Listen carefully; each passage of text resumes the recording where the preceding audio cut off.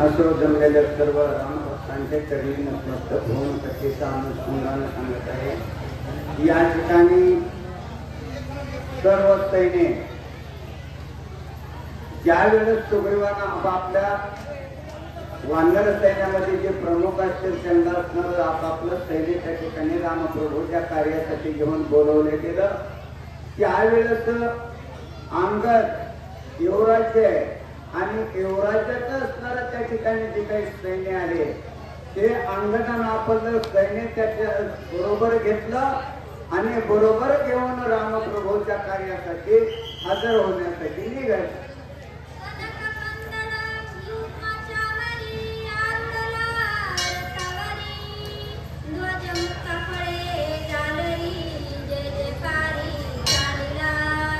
मग सर्व असणार आपलं सैन्य त्या ठिकाणी बोलावून घेतलं, आपला असणारा त्या ठिकाणी रथ सज्ज केला आणि एवढं असणारा त्या ठिकाणी रत्नांकित रथ असणारा बरोबर घेतला, त्याच्यावर स्वार झाला आणि स्वार होऊन असणारा निघालेला।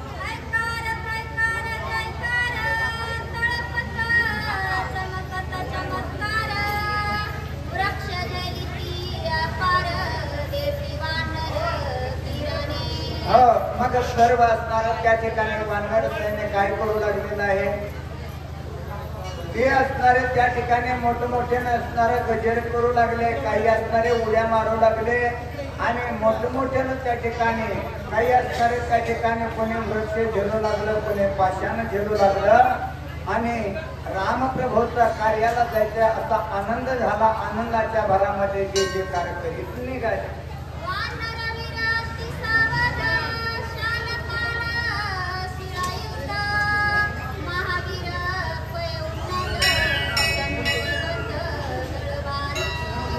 सगळं असणारा त्या ठिकाणी शाल काल असणारे जे काही वृक्ष आपापल्या पद्धतीने जसे असणारे आपल्याला झेपतील उचलतील असे त्या ठिकाणी वृक्ष उभळले गेले की असणारे त्या ठिकाणी खेळत आणि त्या ठिकाणी वानर सैन्य मोठमोठ्यानं गजर करीत निघालेलं आहे।